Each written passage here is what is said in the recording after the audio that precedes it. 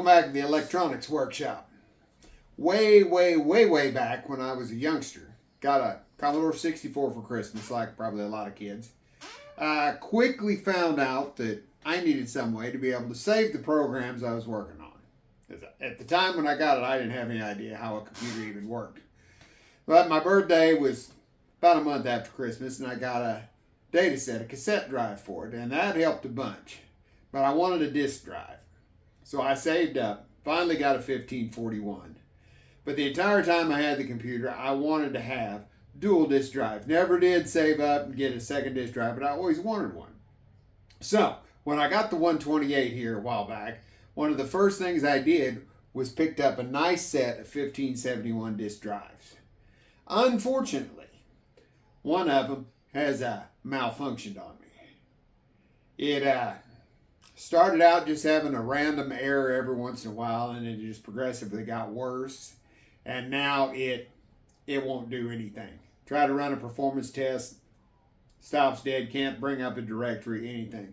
So we need to take this apart and see if we can figure out what's wrong. Okay, first thing we need to do on disassembly is just flip it over. Got 4 screws.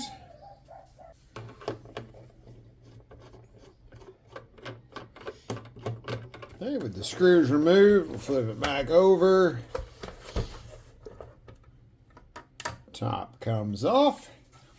All right, since this is a Neutronics setup, first thing we're going to check is the heads. Because Neutronics has got a bad reputation of failing anymore. I mean, who can blame it? This thing is old. So we need to be able to get to the connector for the heads to do the checks, and it is down there. So we need to remove the power supply. And it has got 4 screws on it and 1 power cord over here. Power connection. Take it off the board, and I'll take these 4 screws out. Okay, we've also got a ground wire here that's hooked to the power supply. We'll take that screw out.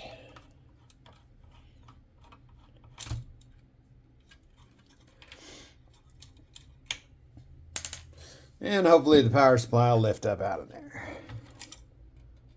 Good to go. All right here is the connector for the head. This is a 1571. It's dual head, got an upper and lower head. So keep track of the way this is oriented. The 2 reds are on the right-hand side.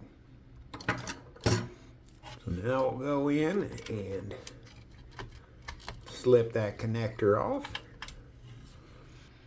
Okay, on this connector, for each head, you've got 5 wires. A blue, white, yellow, red, and a black. The black will be a ground. And the way you check these is check continuity between the rest of the colored wires.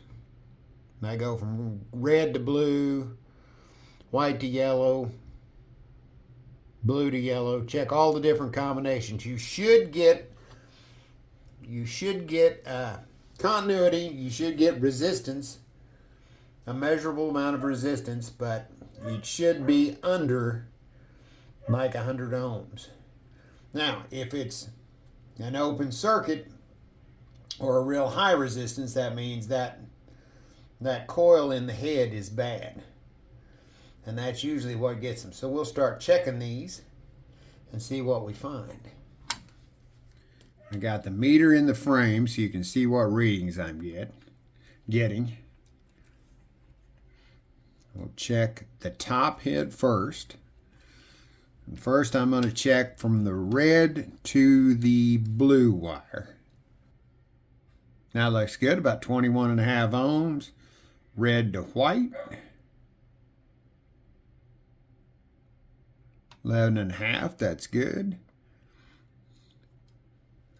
Red to yellow. That's good. I'll Go yellow to white. Good. Yellow to blue.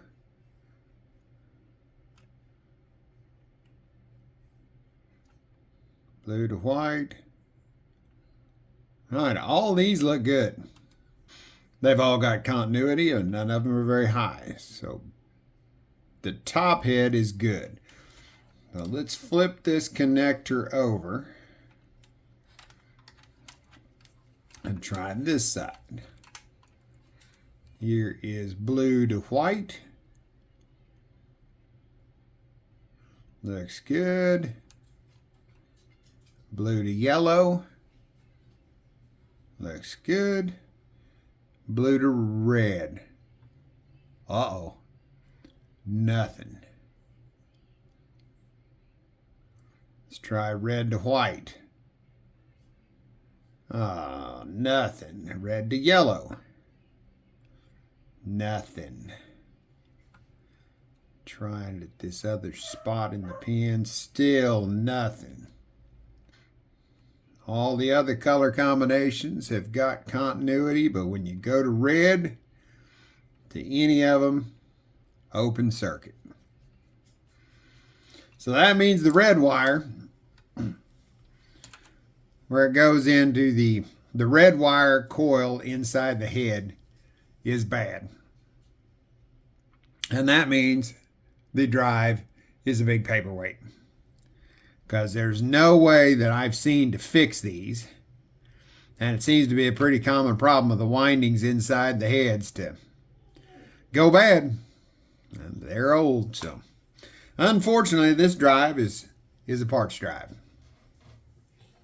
Well, that's unfortunate. I really like these 1571 drives, but that's just how it goes with this old equipment. I don't think I'll buy another one.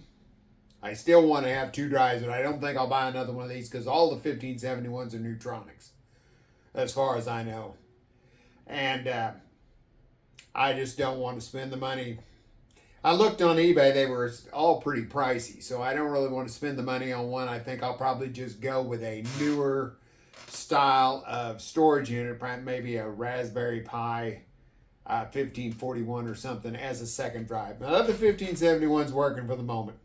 You can also test the Neutronics 1541s the same way by checking continuity between the colored wires. And you can tell the Neutronics one because they have the flip lever on the front as opposed to the little deal that you push in. So if you have a 1541 that's giving you trouble, that's a good way to check it. But all right, that's all I've got. Thank you for watching. I'll catch you on the next video.